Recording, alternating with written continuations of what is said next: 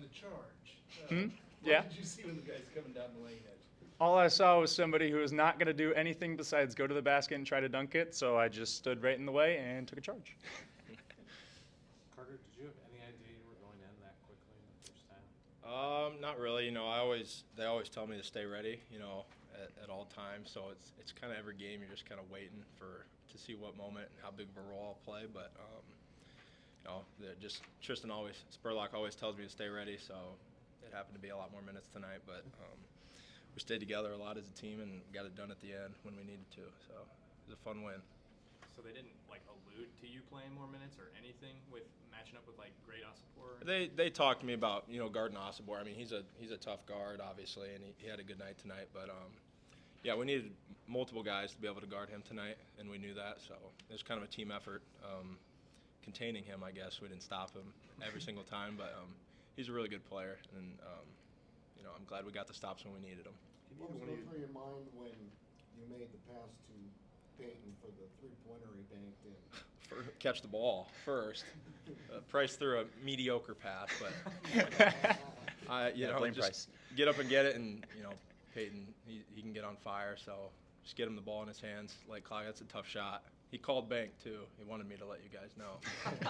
before it went in, he called bank. Can you just talk about his importance in that second half? He had 20 points. He just seemed like he was going to will you guys to win. Yeah, he's been a leader for our team, for a couple of years now. And we've both been. I mean, he lived with him in the dorms, and I've lived with him the last 3 years. So, us three and Luke, we've been around for a long time, and it's good to see. It makes me happy to see him succeed. He's had rougher games, but nobody's working harder than him. He stays true to his process, and I'm just glad that he got to show what he's capable of tonight. He's always able to bounce back from anything, too, because we've had some very rough times, and he's been able to push through everything and come back to be his own player and be able to make shots in tough times. Carter, you hit the three during that 8-0 run to finish the first half. What was going right for you guys in that stretch that allowed you guys to get some momentum going? Yeah, I mean, the main key for us was to get stops and get the first rebound, and they got some bigger dudes in their offensive rebounding, but we knew if we could get stops, we could run them. So I think getting the first rebound throughout that stretch and we could run, that's our best offense really. So just getting up the court quick, then we'll make shots and get going a little bit. What's a moment like this to contribute the way you guys did tonight mean to both of you? Yeah. I mean, it's just proof of all the work that we've put in over the course of the 4 years that we've been here, because we both came in as freshmen together along with Peyton, and just being able to carve out our own role and earn every minute of it, and then earn the chance to get the minutes, and then on the court earn every minute that we are compete in every minute that we've earned. Yeah, I would say just to trust the process, I guess. God's timing is always perfect, so just to stay patient and always stay prepared, because you never know when it's going to be. And we're both glad we could contribute to a win tonight. For both of you guys, either one, you don't necessarily know how many minutes, if at all, you're going to get on any given night. You guys obviously, as a team, have struggled. How do you just, in that role, how do you stay mentally strong and stay in it? I'd say that's really one of the toughest things about being in that position. It's just being able to stay ready, because the longer you're not playing for, the colder you get, the less warm you are, and so you're going to just you have to do stuff on the sidelines during timeouts is what I always try to stay warm. So whenever I have the chance to go in, I'm always ready, instead of just being like, oh, I can't, I just couldn't wait to get in whenever it's an opportunity.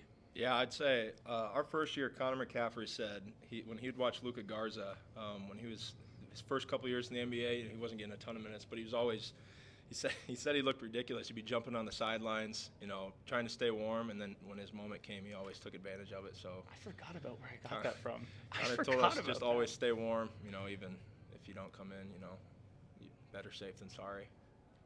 Riley, when was the last time you hit a reverse layup?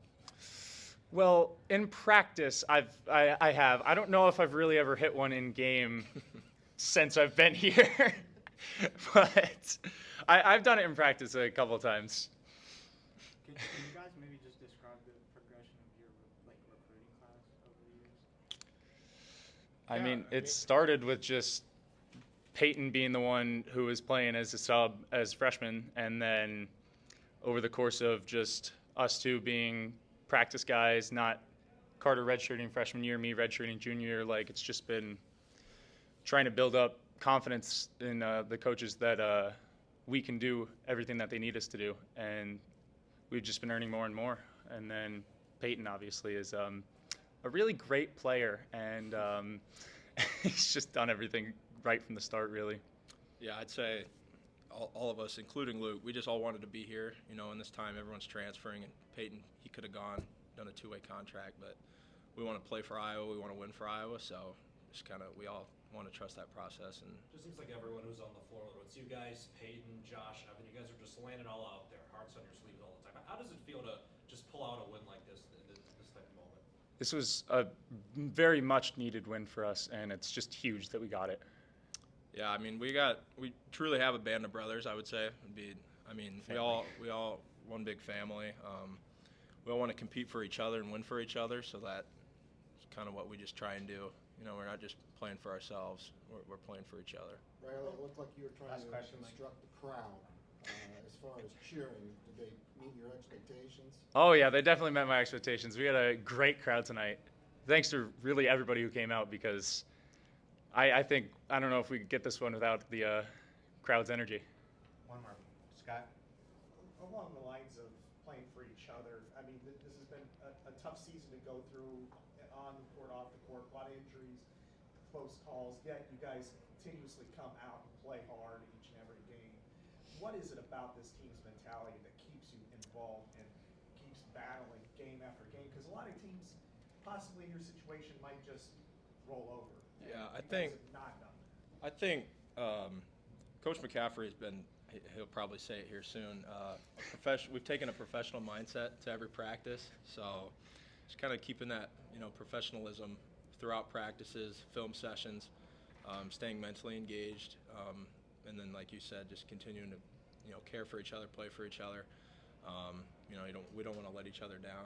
That kind of mindset, and we've gotten a couple big wins here recently.